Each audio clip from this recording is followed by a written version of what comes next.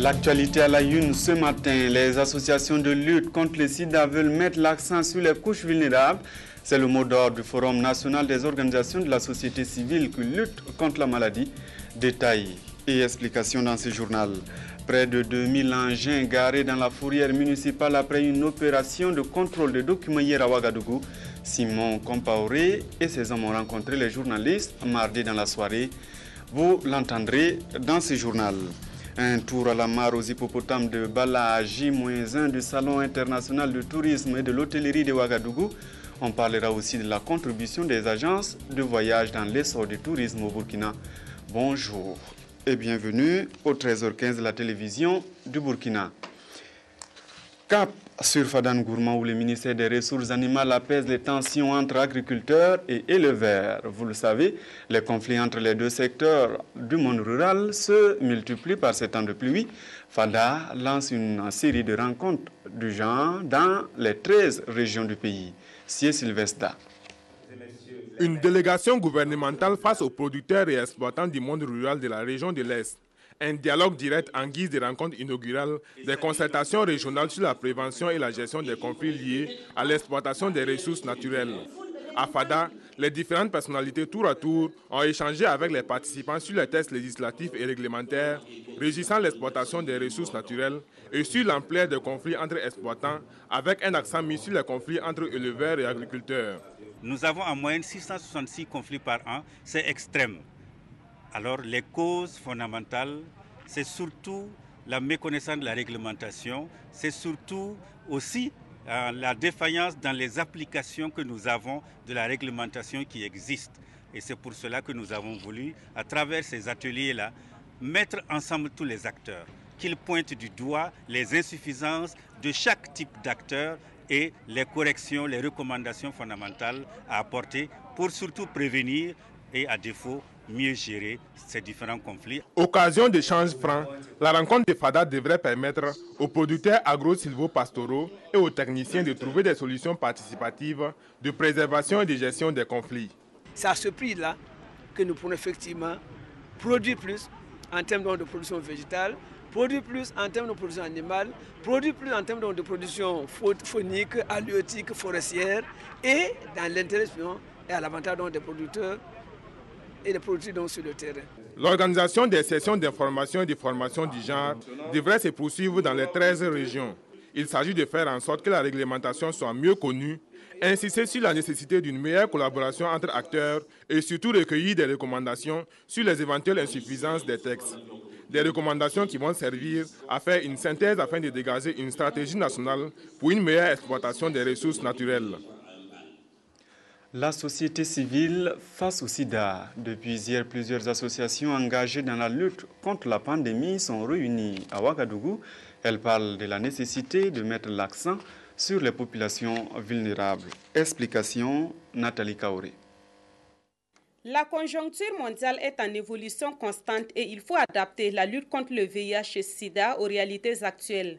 Pour obtenir plus de résultats et faire reculer la pandémie, les groupes de population les plus vulnérables doivent être pris en compte dans les programmes de lutte. Ces groupes sont constitués de personnes qui, de par leurs conditions de vie, sont plus exposées à l'infection à VIH. Nous avons les hommes ayant des relations sexuelles avec les hommes. Nous avons les orphelins enfants vulnérables. Nous avons les travailleuses du sexe. Ensuite, si vous allez dans les prisons, c'est aussi des cibles qui sont des groupes vulnérables. Et vous avez aussi tous ceux qui, de par leur situation socio-économique, comme la femme, ou comme les jeunes, sont exposés. Depuis l'apparition du VIH-Sida, la société civile a toujours mené des actions aux côtés des autorités politiques pour combattre la maladie. Cet engagement de la société civile a même permis d'atteindre des résultats qui dépassent le cadre du VIH. C'est la société civile qui est au contact des communautés. C'est la société civile qui fait le travail de terrain. Maintenant, ce que l'ONU-SIDA a compris, c'est que aussi la question du sida venait mettre sur la table des questions dont on ne discutait pas habituellement. Donc le sida s'est montré un peu comme un révélateur. Les inégalités, les comportements à risque, les injustices, les violations de droits. C'est pour toutes ces raisons que les organisateurs du présent forum veulent accentuer la mobilisation de la société civile pour accélérer la lutte contre le sida au sein des populations les plus exposées. Un tel engagement va certainement contribuer à réduire davantage le taux de prévalence du VIH au plan national. Si vous aviez pris les artères de la ville de Ouagadougou hier, vous avez dû le remarquer, la journée a été chaude pour les sans-papiers. Une campagne de contrôle de véhicules dont les papiers ne sont pas conformes aux règles a permis la saisie de plus de 1900 véhicules, toutes catégories confondues. Le maire et son équipe ont rencontré hier les médias pour faire le bilan. Maïmouna Traoré, reportage. L'opération a duré 7 heures. 900 hommes de tenue issus de la police nationale, de la douane, de la gendarmerie et de la police municipale ont été mobilisés pour contrôler les documents afférents à la conduite des véhicules, leur immatriculation, les excès de vitesse, en un mot, le respect du code de la route. Résultat, 1928 véhicules saisis et 109 cartes grises retirées. Cette opération s'explique par le fait qu'en dépit des sensibilisations, des actions quotidiennes des forces de sécurité, nos familles continuent à enregistrer quotidiennement des drames dus aux accidents, à l'incivisme de certaines personnes. L'essentiel de cette opération n'était pas de mettre beaucoup d'engins et de véhicules en fourrière. Notre ambition était de contribuer à opérer un déclic dans le subconscient des citoyens afin de minimiser les désagréments dus au comportement des usagers. Mais certains usagers de la route ne l'entendent pas de cette oreille. D'autres pensent que certains agents de sécurité ont quelquefois failli à leur mission. Je crois que la police est censée de sensibiliser les gens. Et ce matin, quand je suis venu au lieu de là où on a attrapé madame, et madame m'a fait comprendre qu'on l'a attrapé, et le policier a pris sa moto à les garer, sans explication ni rien. Elle-même, elle a fait sortir ses papiers. Voilà, j'ai des papiers. Les policiers n'ont pas voulu écouter. Je crois que quand on sort comme ça pour des choses comme ça, on doit dire pourquoi on est là. C'est la police qui doit sensibiliser les gens. La restitution des engins se fait après vérification des documents et contre-paiement d'une amende forfaitaire allant de 1 000 à 25 000 francs CFA selon la catégorie de l'infraction. Nous allons essayer d'identifier ces engins au niveau des fichiers de la police et de la gendarmerie nationale pour voir si d'abord ces engins ne font pas l'objet de vol. Ensuite, puisque c'est des infractions qui nous ont menés à saisir ces engins, si ces engins ne font pas l'objet de vol, l'infraction existe. Les gens seront verbalisés et nous allons leur restituer leur engin. Le maire de la commune de Ouagadougou a invité les cyclistes à toujours emprunter les pistes cyclables. Il invite tous les usagers de la route à faire preuve de responsabilité et de prudence pour des routes plus sûres. La même opération a eu lieu à Bobo-Dioulasso le 22 septembre dernier, mais là, il était question de contrôler les véhicules de l'État. Ce qu'il faut retenir, c'est que les Bobolais respectent plus les règles. La police nationale et municipale n'ont saisi que 7 véhicules. Achille Kaboré. À l'instar de la capitale politique du Burkina, un contrôle inopiné des véhicules de l'État mené conjointement par la police nationale et municipale s'est déroulé dans la capitale économique Bobo-Dioulasso. Ici, 7 véhicules qui étaient hors normes ont été mis en fourrière. Certains utilisateurs doivent être détenteurs de laissez-passer et d'autres, à défaut donc de laissez-passer, il y a les ordres de mission. Malgré donc la détention du laissez-passer et de l'ordre de mission, l'utilisation même qu'on fait de ces véhicules-là, tout cela est pris en compte. Par exemple, des véhicules de l'État qu'on trouve garés devant des débits de boissons ou autres lieux mondains. Et pour mener à bien de telles opérations qui entrent dans le cadre de la protection du bien public, la compréhension de tous s'avère nécessaire. Je souhaite simplement qu'au cours des opérations, que les utilisateurs qui seront interpellés comprennent que les éléments du contrôle, les agents du contrôle ne font que faire leur travail. Ils ne font que faire leur travail et il est, à mon avis, facile de se soumettre au contrôle. Donc, parce qu'il y a certains, n'est-ce pas, qui ne facilitent pas le travail des éléments. Donc, je souhaite simplement que les gens comprennent et que, bon, ils obtempèrent et puis ils respectent cette réglementation. Loin d'être la dernière opération, il appartient à tous de prendre les dispositions nécessaires pour éviter tout désagrément, à laisser entendre le commandant de la compagnie républicaine de sécurité de Bobo Dioulasso. Bobo Dioulasso choisi pour abriter la conférence des gestionnaires des ressources humaines du MENA. Il se donne 5 jours pour parler management dans le département le plus vaste de la fonction publique. Rokia Sanou. Cadre d'échange, de partage d'expériences et de formation, la conférence annuelle des personnels d'administration et de gestion du ministère de l'Éducation nationale et de l'alphabétisation MENA entend cette année permettre aux participants d'approfondir leurs connaissances sur les principes fondamentaux du management. Cette volonté justifie le thème de la présente rencontre, le management dans les structures du MENA, difficultés et perspectives. À ce niveau, nous rencontrons quelques difficultés, et qui sont, entre autres, même la mauvaise compréhension même des missions que certains doivent exercer. Pas parce qu'ils ne veulent pas, mais parce que simplement, ils n'ont pas toutes les informations qu'il faut. Donc, un problème de communication qui est là, et un problème de management même des ressources qui sont à leur niveau, que ce soit les ressources matérielles, financières et humaines, et cela également pose beaucoup de problèmes. Et nous voyons que si nous ne levons pas tous ces obstacles, ce n'est pas évident que nous puissions avancer. Le responsable, ce n'est pas celui qui applique les décisions, mais c'est celui qui réfléchit avant d'appliquer les décisions. Et c'est ce à quoi nous voulons vraiment tendre. Aussi, le ministre Koumba Boli a-t-elle, par la voix du gouverneur des Hauts-Bassins, exhorté les participants à s'impliquer véritablement dans les travaux de cette conférence. Les conclusions et recommandations auxquelles ils parviendront devront permettre d'accroître de façon substantielle les performances du département de l'éducation nationale. Et voici un domaine où les règles tardent à se faire respecter, les communications électroniques. L'autorité de régulation donne la voix. Hier, l'organe était à Fadan Gourma pour sensibiliser les distributeurs et opérateurs de téléphonie mobile. C'est Sylvestre. Après les régions du centre des Hauts-Bassins et du centre-Est, Mathurin Bako et ses collaborateurs de l'ACEP, l'autorité de régulation des communications électroniques et des postes, poursuivent à Fada, dans la région de l'Est, leur action d'information et de sensibilisation des opérateurs et des distributeurs de téléphonie mobile. Une action qui s'inscrit dans le cadre de la deuxième phase de l'opération d'identification des abonnés et cette fois, l'ACEP entend atteindre l'objectif 0 abonnés non identifiés.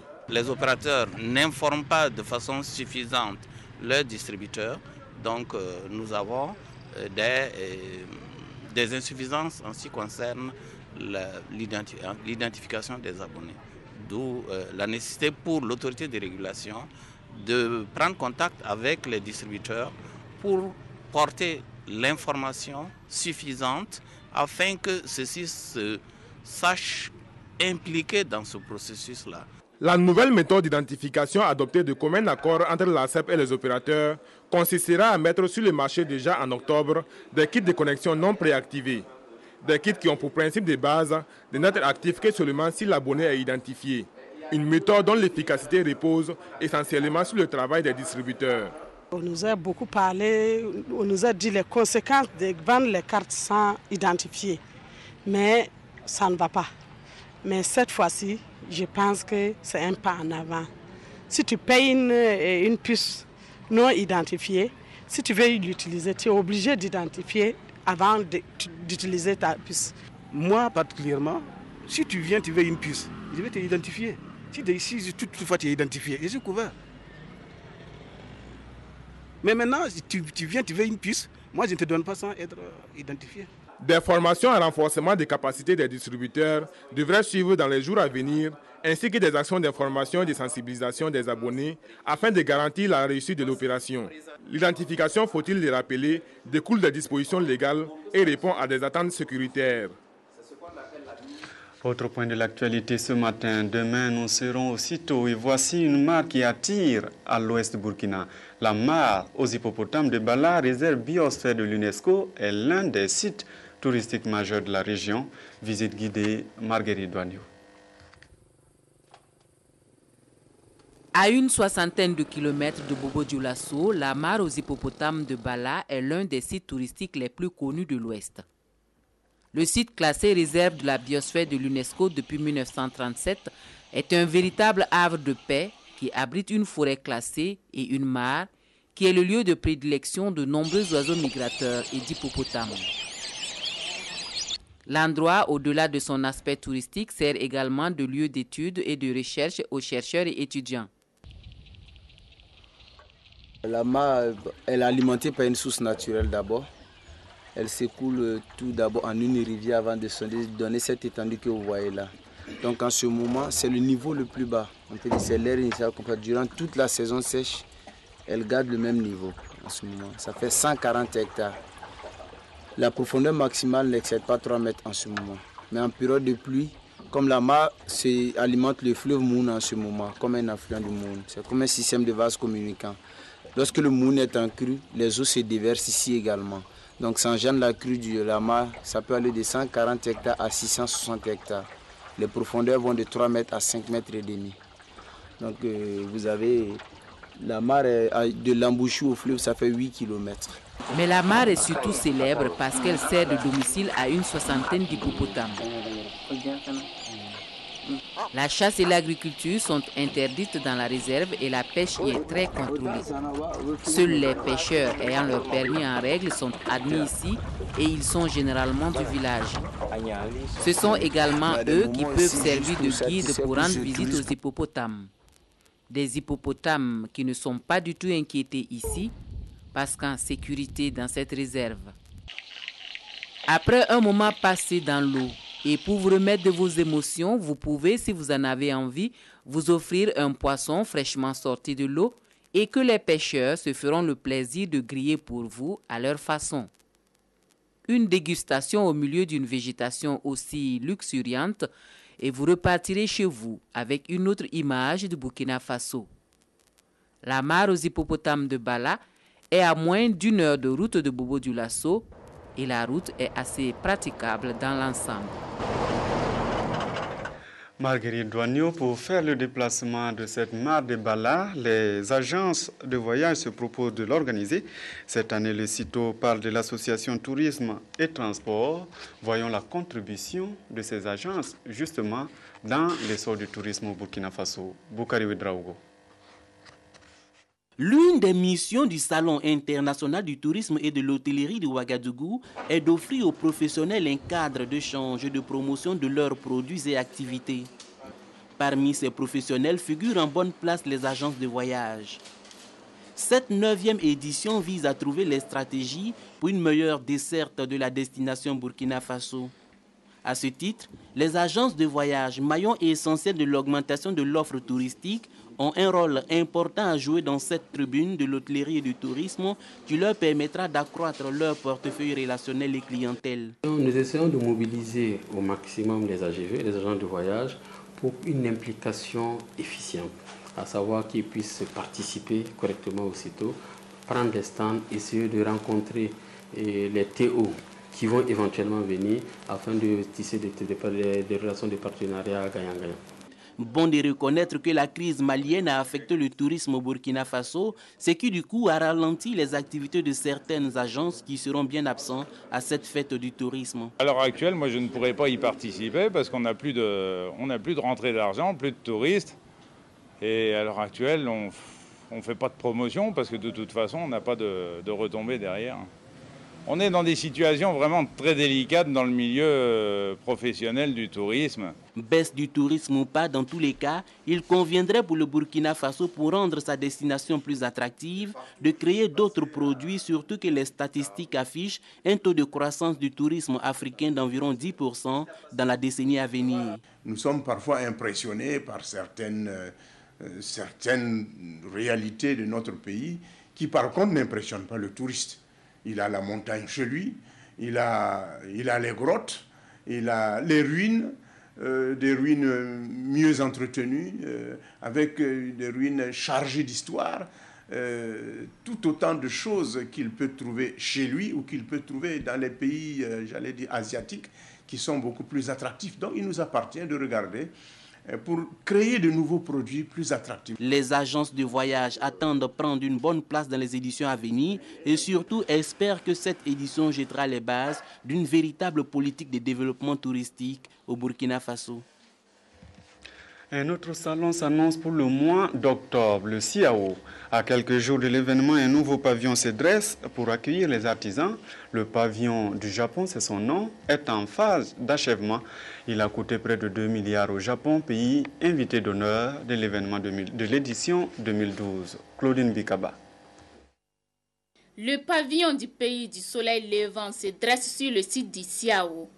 Invité d'honneur à la 13e édition du Salon international de l'artisanat de Ouagadougou, le Japon a financé la réalisation de ce pavillon à hauteur de 1,7 milliard de francs CFA. Il est en phase d'achèvement et la visite technique a été effectuée dans le cadre de la réception provisoire de ce local. C'est la raison que nous sommes ici pour voir réellement si les clauses sont respectées, si les prescriptions techniques sont respectées, en plus si les règles de l'art sont respectées.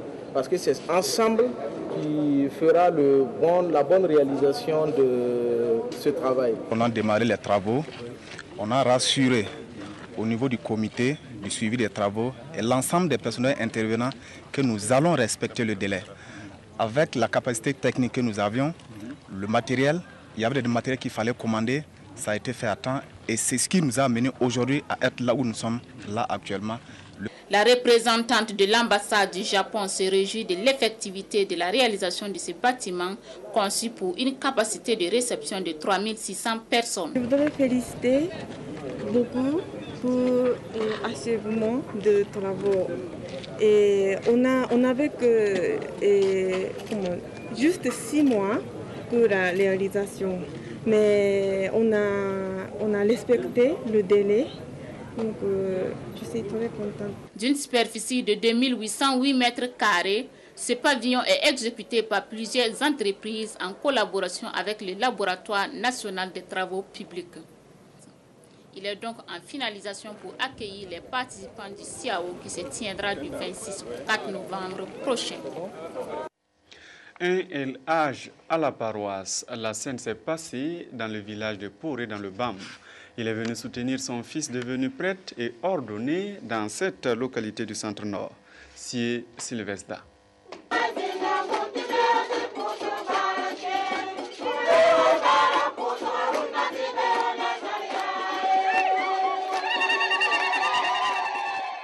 Cette communauté, en fait, rend grâce à Dieu de lui avoir fait don d'un prêtre.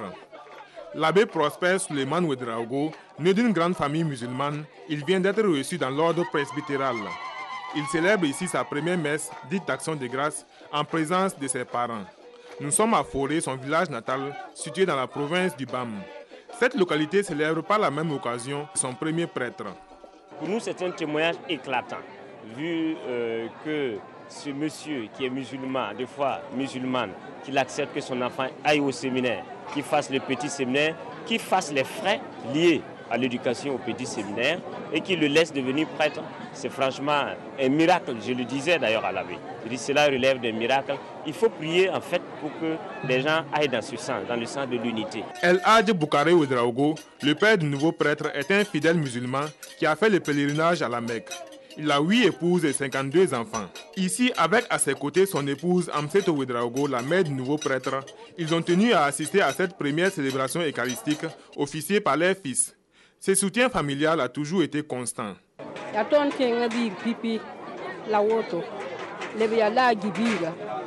C'est le premier fils de mon frère et en plus, c'est le fils d'un El Hadj. Il a accepté que son fils devienne chrétien et ensuite prêtre.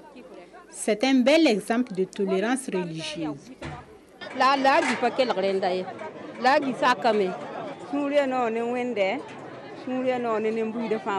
Je suis fière de mon fils et je me réjouis avec toute cette communauté.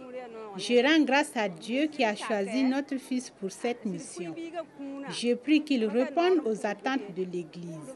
Que Dieu accompagne tous les fidèles, sains et saufs, chacun à son domicile.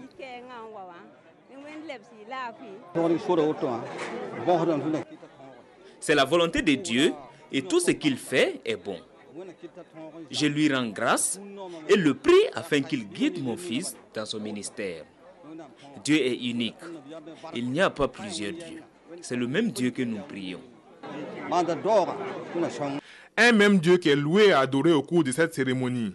Une messe riche en couleurs et en symboles qui a vu aussi la présentation de nouveaux catéchistes originaires du village et le baptême de nouveaux-nés. Content, très reconnaissant envers Dieu qui m'a appelé tel que je suis pour m'associer à son œuvre d'amour. Je suis très réconforté par mes parents depuis que j'ai senti l'appel de Dieu sur moi. École primaire, petit séminaire, grand séminaire, je me suis senti soutenu par les parents. Et en ce jour, ils ont accouru nombreux pour me soutenir et je sens ce réconfort. Je reste convaincu qu'ils resteront toujours à mes côtés dans mon ministère et cela me permettra de rendre à bien avec la grâce de Dieu ce que le Seigneur lui-même me demande dans ce ministère presbytéral. El Hadj Boukaré Ouedraogo, son fils et tous les habitants des forêts, à travers cette ordination presbytérale, viennent sans doute de donner un bel exemple de dialogue interreligieux. Une action qui met l'accent sur la collaboration plurireligieuse. Au Burkina Faso, le dialogue interreligieux est impulsé par l'État dans des domaines tels que la santé et l'éducation. Aujourd'hui, l'accent est mis sur la collaboration entre les différentes communautés religieuses. Cela pour une meilleure préservation de la cohésion sociale et pour une garantie de la réussite des actions de développement.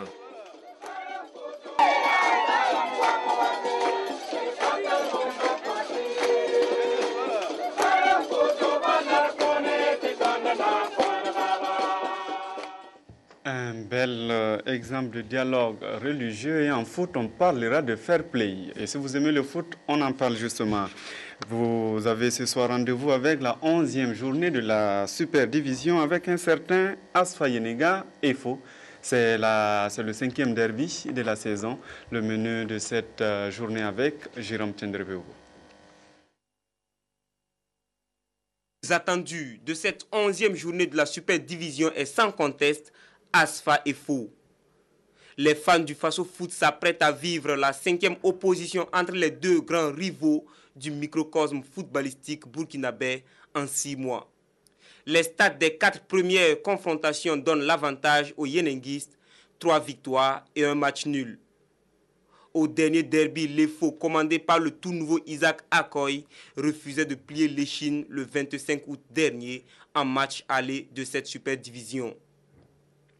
Mais entre-temps, les Verts et Or ont fait appel à Cheikh Omar Koné, qui depuis son arrivée totalise avec la nouvelle dynamique insufflée aux protégés de la princesse guerrière 3 victoires, 1 match nul et 1 défaite en 5 matchs. Cheikh Omar Koné, Isaac Akoy, c'est la variante qui focalise les attentions et maintient le suspense entier. Ce derby sera suivi de très près par les électriciens qui auront déjà croisé les crampons avec le BPS de Koudougou en première opposition. Après le match nul 1-1 à l'aller dans la cité du Cavalier Rouge, l'une ou l'autre équipe se résoudra-t-elle enfin à prendre le dessus? La même question se posera dans le match US Forces Armées Bobo Sport au terrain d'entraînement de l'Asfa Yenenga, programmé pour 16h. À Bobo Dioulasso, le RCB d'après-drame aura-t-il les ressources pour venir à bout des unionistes du Yatenga après les avoir battus à Waïgouya 2-0 en match aller le 25 août? Une chose est certaine, le match est maintenu et se jouera à 16h au stade Woup. De l'avoir suivi, à demain.